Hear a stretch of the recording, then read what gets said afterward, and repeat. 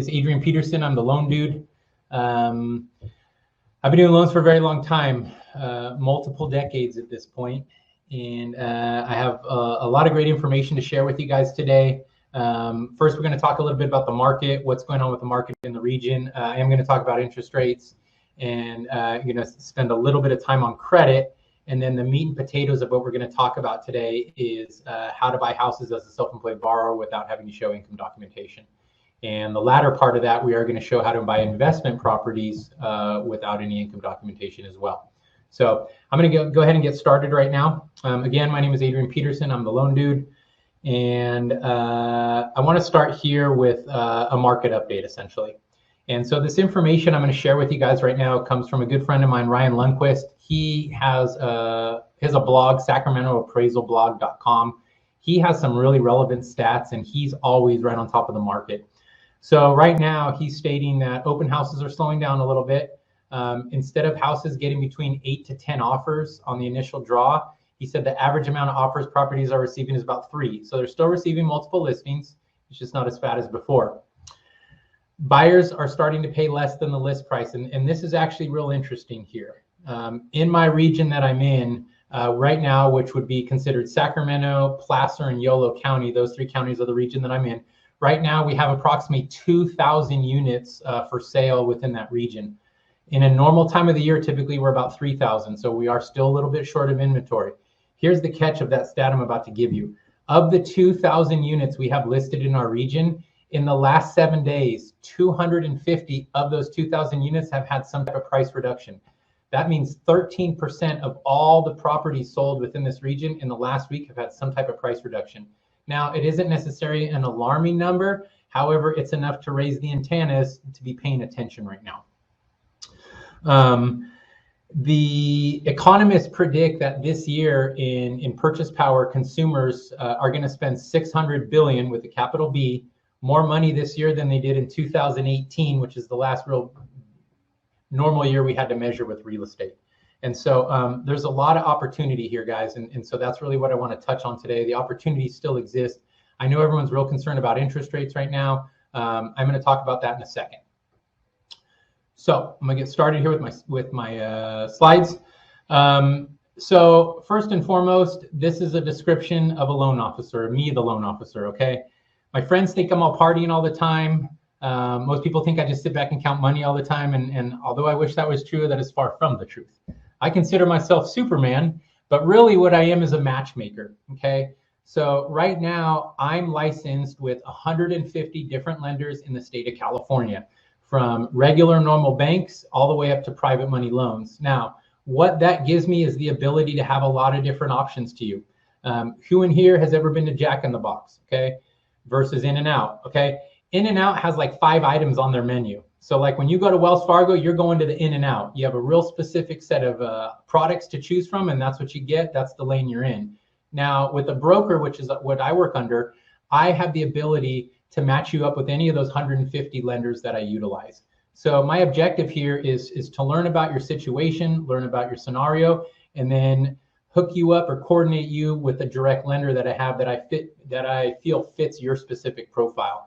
And so I feel like I'm a matchmaker in this business is essentially what I'm doing. Now, I've been doing this for a very long time, so I have a lot of experience on figuring out different ways and different avenues to go. And again, with Jack in the Box, you got a lot of options to order from the menu. So we're Jack in the Box, okay? Now, I want to get started real quick today, and I want to talk a little bit about interest rates because I know everyone's really scared about those right now. And unfortunately, rates are going up, and that is not going to stop anytime soon. The Fed did announce this last week that they intend to raise mortgage rates by 0.5 percentage point at the next meeting, which is in the next week. Today, our interest rate, our 30-year fix on a Fannie Mae was at 5.25%. Now, this graph I want to show you guys real quick here shows you where interest rates have been over the decades. Now, to put this all into perspective, we have moved from the 1st of January to today, we have moved more than 2 full interest rate points in that short 4-month window. Now, what does that mean? That means that historically, we have not moved that much in interest rates in that short amount of time since the 1980s. And that is pretty significant. So interest rates aren't ticking up by a little bit at a time. Unfortunately, they're on a projectile to go upwards. As you guys can see from this graph, in the 2000s, our average interest rate, 2000 to 2005, was about 6.375. That was an average interest rate back then. So my prediction here is by the end of this year, I don't see how we won't be at 6% on a 30-year fix. And we might be there sooner, unfortunately. Now, what does this mean for you guys as a consumer? Well, it means a few different things. If you're out there trying to buy a house, it unfortunately can condense and compress your purchase power, meaning you may not be able to purchase as much right now. Okay, so anyone who's been pre-qualified, let's say in the last 3 to 4 months, definitely reach back out and let's make sure you're still on point to afford what you're out there shopping for. Okay. The cost of waiting. Now this is real significant, guys, and unfortunately this graph is a little bit low on this. So this shows you that if you bought a house at 5.5 versus 6%, rate only goes up half a point. This shows in the difference of 30 years, you will pay a total of $154,000 of interest. Now I just told you interest rates have gone up 2 points. So let's just times this by 2 and not go the times 4. So that's $300,000 additional dollars you're going to pay in interest over the course of 30-year loans. Now, what does that break out to? If you take that at $300,000 over 30 years, that's an extra $10,000 a year. That's $800 more a month on your payment. That is significant, guys. So again, pay attention to how interest rates are moving because it does unfortunately have an impact on your purchase power. You guys have the ability to get one free credit report every year. I am going to put up a link at the end of this, and you guys can just touch the link and you can get your own free credit report. I will have that available for you guys. Otherwise, you guys can go to annualcreditreport.com. This is a credit company that I use to help people repair their credit, fix their credit, get back on track with their stuff. I personally recommend this company, Blue Water Credit Repair. I use them. In 2006, I had a foreclosure on my credit. They were able to take my credit from the mid 5s to the high 7s. It took about 6 months to do, but I have very personal experience, a very great personal experience with them. And so I highly encourage people when they come into me and we need some credit help, this is the agency that I recommend. This is a local agency. It's in Roseville, California. This is one of the largest consumer credit report companies in the United States. I was their first client all the way back, 16 years ago. So if you guys have any questions about that, again, I will give you guys some information on this on the end. All right, real quick, I just want to touch on this, your credit scores. I get a lot of questions about how your credit scores are derived. The majority of your credit scores are built on your history and your debt ratios, okay? Your debt ratios on your credit cards are how much you're approved for versus how much you're using. Now, one of the biggest things that happens a lot with people's credit is I have people come to me and they tell me that they don't ever use their credit. So they like to, as soon as they get their credit bill, they like to pay off the bill even before their statement comes. So that they go out, they charge some groceries on their credit card, they get home and then they pay their credit card. When you guys do that stuff, you guys are shooting yourself in your foot with credit. If you guys are paying your bills before you actually get your statements, none of that is reporting to the credit bureaus. So as far as the creditors are concerned, you're keeping your balance at 0 all the time. If you are always keeping your balance at 0, typically after 6 months, your creditor will slash your account balance available to you. So if you are keeping your cards at 0 all the time, make sure you guys are utilizing the cards, putting something on them, wait for the bill to come, then you can pay it off like that. Okay, I don't want to touch on that too much more. I see you guys have some specific questions about credit. I promise I'll try to touch on those at the end. Real quick, I wanted to touch on this. This is waiting periods. So if you guys have had a foreclosure, a short sale, or some type of bankruptcy, that standard waiting periods for Fannie Mae, Freddie Mac, FHA, VA loans, the standards are anywhere from 3 to 4 years, okay? That is the waiting period for you guys have to wait for after that happens to go get a normal FHA, conventional Fannie Mae, Freddie Mac type of loan, okay? The reason I'm showing this stuff to you guys is some of the products we're gonna review here in a few minutes, you don't have to wait the 3 to 4 years. On average, you have to wait anywhere from 12 to 24 months on these other products, which enables you to get a house a lot sooner, okay? How long will negative items remain on my credit? Again, I don't want to touch on this too long. Most of the things on your credit will stay on there for about 7 years. The things that will not fall off your credit, if you have any federal student loans in collection or any federal tax liens, those will not come off your credit until they are dealt with, okay? And those things will carry indefinitely. So guys, pay attention to your credit. I am going to give you guys the link to get your free annual credit report. Check that out. Look and see what's on there. You'd be surprised. There'd be some stuff that pops up there that you weren't aware of. Okay. All right. I'm gonna get in the meat and potatoes of what we're talking about today. And the first product I want to highlight is called a bank statement loan. Okay. The most important thing of this product, the most important thing, you have to be self-employed. Okay. And we have to be able to verify that you've been self-employed for the last 2 consecutive years. How do we do that? Well, if you're licensed, if you have a business license, that's real easy. If you're something like myself that requires a specific type of state license, we can validate your state license. If you have a CPA who has filed your taxes for the last 2 consecutive years of your business, that CPA can write us a letter stipulating they can verify that you have been self-employed for the last 2 years, and they can validate that they have done your taxes to validate that information. So we will check to make sure you guys are self-employed. Okay. Now, these types of loans can be used to purchase a house for yourself, a second home, or an investment property. These types of loans can be used for first-time home buyers, meaning if you have not owned a house in the last 36 months in the state of California, you're deemed a first-time home buyer again. This product will work for that, okay? The minimum down for this product, if you have a 700 FICO score, is 10%, okay? 700 credit score, 10% down. These types of loans, these bank statement loans, do not have PMI on them, okay? So if you're not putting down the 20%, these loans do not have PMI, okay? The PMI essentially is built into the interest rate, okay? Now, the bank statements that we use for these guys, we use 12 or 24 months bank statements, and we can use personal or business. We cannot use a combination of them, okay? So it's one or the other. Now, when we're looking at your bank statements, when you guys are ready to do this, you're going to send us over your either 12 or 24 months bank statements. We are going to send them into the lender. The lender is going to validate what the income from those deposits comes from that. So they're the ones who run the calculations. They're the ones who bring us back the numbers. So when you guys are ready to do this, we will request the bank statements from you guys. We will send those into the lenders. Typically, it takes them 24 to 48 hours to review the bank statements. Then they come back to us. They give us the income. Then we're ready to go to start putting your numbers together, okay? When we do normal loans, Fannie Mae, Freddie Mac, FHA types of loans, typically our debt to income ratios are usually capped around 45%, okay? It's your total debt, including your house payment, divided by your income. Real simple, okay? The bank statement loans we have the ability on these loans to go up to a 55% debt to income ratio, which is a significant amount higher than a standard Fannie Freddie type of loan, which again can increase your purchase power more, okay? These types of loans have different types of terms on them. I have a standard 15-year and 30-year fixed, real regular and vanilla. I also have a 30-year and 40-year term that is interest only. Again, significantly help you keep that payment a lot lower, okay? These bank statement loans can be used for purchases or refinances. I can also do cash outs on houses. I can do unlimited cash outs with these bank statement type loans, okay? If you guys have any specific questions on the bank statement loans, feel free to put your questions in the comment boxes. All right, on the bank statement loans, you as the consumer are required to bring in 5% of the down payment.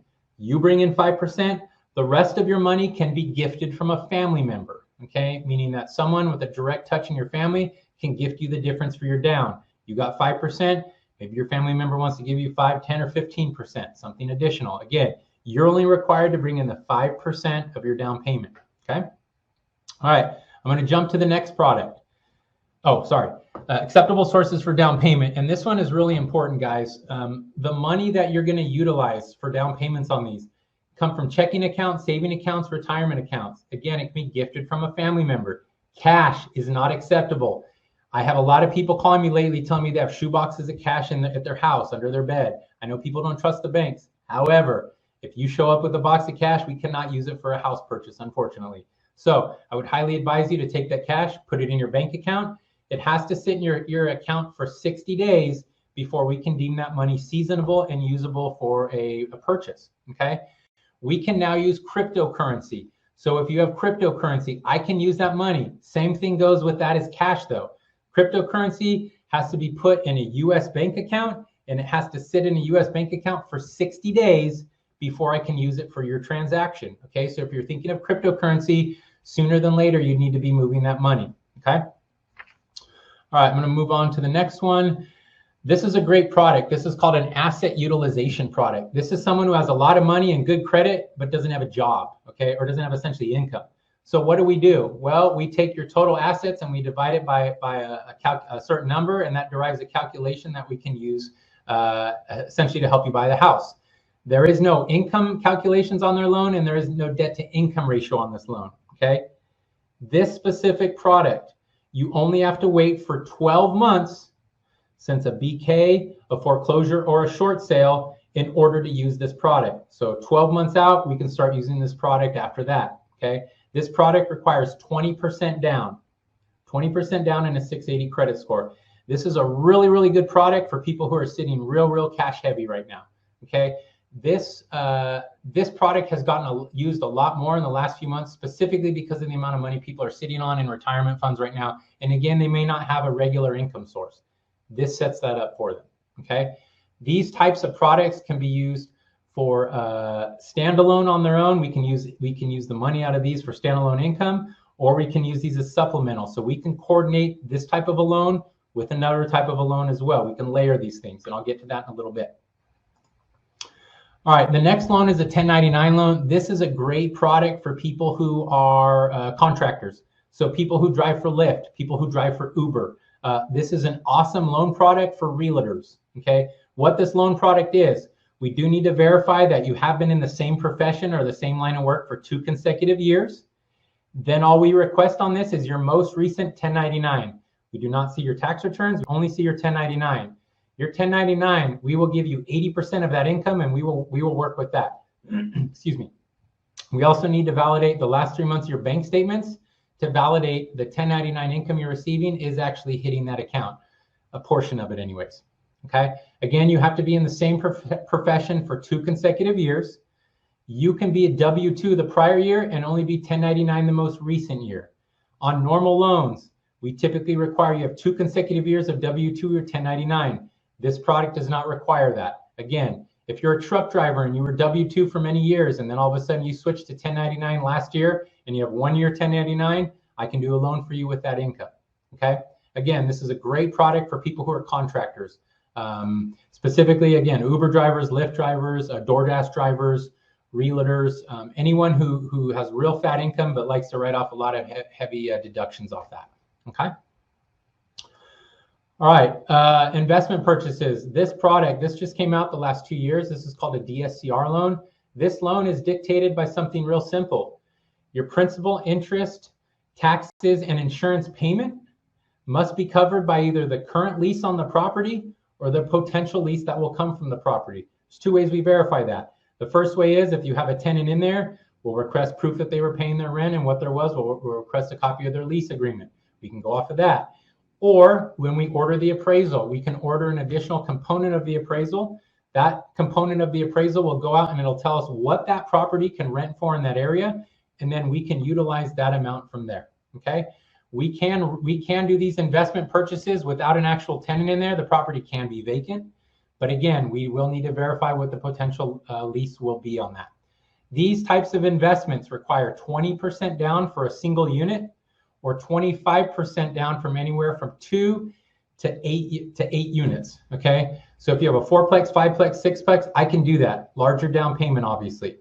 For you to buy a single unit with a 20% down, you need a 620 credit score. If you're looking to buy multi-units, then you need a 680 credit score. All that we're gonna verify on this, the only thing we're gonna verify is your FICO score and the potential lease agreement. That is the only things we verify on this product, okay? This is a really good product for people who are trying to buy additional investment properties right now who don't want to show any income documentations at all, okay? Again, no income documentation is required on this product, okay? All right, I'm going to touch on the loan process real quick here. Actually, let me do this here. I'm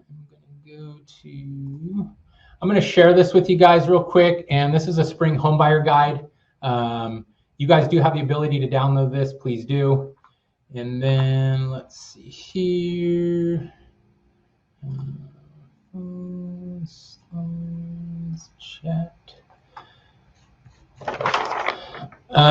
One of the questions I have up here, these loan options have been out for, let's call it a year and a half to 2 years now. We are very versed on these products, and so we're very familiar. We've been using them for quite some time. So we've been able to refine these very considerably. One thing I want to just post for you guys, which I just did, is a free credit report for you guys. So if you guys want to access your free credit report, please feel free to do that from there. Let's see here. Okay, if you guys want to set up an appointment with me, I'll put this up. Feel free. You can do it on my Calendly link right here. That will set up an appointment directly with me. If you guys are interested in applying on any of the products we talked about right now, you guys are welcome to apply for the loans directly right there. And then I wanted to announce here, May 26th will be our next webinar, and that one is going to specifically cover down payment assistance. Okay, so let me get back in here and finish this up with you guys and get you guys on the road. I'll touch on the loan process real quick with you guys. So the loan process, what we do with the loan process, you guys will come in with me. We'll get pre-qualified. I will check your credit. We will do a soft pull on your credit to start. Once I get you guys geared up, we will talk about what you can afford, how much money you need, interest rates, all the logistics of that. And then I will give you that golden ticket pre-approval letter that you need to go out and be shopping for a home. Once we do that, we will connect you with either a realtor of your choosing or someone from our network. You'll be out there searching for a house. You get into contract. Once that happens, we're gonna start doing some stuff. We're gonna open title. We're gonna order the appraisal. We're gonna order the home inspection. Then we're gonna submit your loan to underwriting to get a conditional loan approval. Okay. Once that comes back, if there's any conditions that have to be met, we send those in accordingly. Then we get your final approval. We set up your loan closing. Then you get to get your keys, and then you get to hold a wild party at the house. Okay, real simple process. The standard loan process right now from start to finish with us is 25 days. Once you find a house, once you're in contract, we're 25 days. Okay. Someone just asked me, and this is a great question, and I want to touch on this, and I forgot to touch on this before. Yes, so I can layer products. So if one of you is a bank statement loan and someone else, your spouse, is a W-2, I can do loans for you. I just closed a loan 2 weeks ago. The purchase price was $1.5 million. The husband was a W-2 employee. He worked for PG&E, regular income, W-2, pay stubs, all that stuff. The wife was self-employed and had an IT business. She had a business for about 5 years.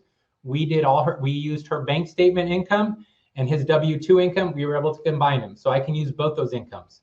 If you have a W-2 job and you have heavy assets, I can do your W-2 income, and then I can go check your assets, and I can use asset utilization income to slide that in to help beef you up a little bit on your purchase power. So yes, I can stack these different products on top of each other, and I can do 2 of them at the same time with different borrowers together. Okay, so again, we have the ability to really gear you guys up for some bigger purchase power here. Okay, I have a couple real quick questions I want to touch on here. Someone asked me about closing in an entity. The answer is yes, I can close loans in entities. These are some real specific caveats and conditions to that. However, if you want to close in an entity, it's an LLP, LLC, an incorporation, or something of that nature. Every single member of that entity has to be on the loan. Okay. If every single member is not on the loan, I cannot close in the entity like that. Okay, real simple. Multiple people on bank statements. I get this a lot. I have a borrower who may have his wife, may have a spouse, or may have another relative on the bank statements. Okay, that's not a bad thing, but here's the catch of that. If there's multiple people on the bank statements, those multiple people have to be on the loan application only. Otherwise, I can only use a percentage of the income off the bank statements. For instance, if you have a husband and wife, and you're only going to put the husband and wife on the bank statements, and you're only going to put the husband on the loan, I can only use 50% of the income that we're going to take off the bank statements. So again, word to the wise here. Whoever's on the bank statements, we want to make sure they're on the loan application as well. Okay. Let's see here. Again, I want to highlight the most important thing for the bank statement loan, guys, is we do have to verify that you've been self-employed for the last 2 consecutive years. And I've had some challenges with that. The best thing you guys can do is if you are self-employed and you haven't filed for a business license yet or a DBA, do that sooner than later so you can at least get that window started now. If you have been filing your taxes with a CPA or an enrolled agent, then we can get a letter from them. Again, they have to be an enrolled agent or a CPA. That's very specifically, okay? And they can write us a letter stipulating you've been self-employed the last 2 years. That will work for that, okay? All right, guys, I want to say thank you guys for attending this today. I hope it got you guys out in a prompt fashion here. I will follow up with these additional questions to you guys directly. And we will also email you guys directly a home buyer's guide. For some reason, I couldn't get that downloaded to you guys, but we will make sure we send that out after the meeting. So again, we do have our next home buyer seminar is going to be on May 26th, which is a Thursday, 6 p.m. That home buyer webinar is going to be about down payment assistance and the different down payment assistance entities we have, and helping people get into houses with as little money down as possible. So again, I thank you guys for coming today. If you guys do have any questions other than the ones I've seen, please reach out to me and follow up with that. Thank you guys for coming today. I'm your loan dude. Have a good afternoon.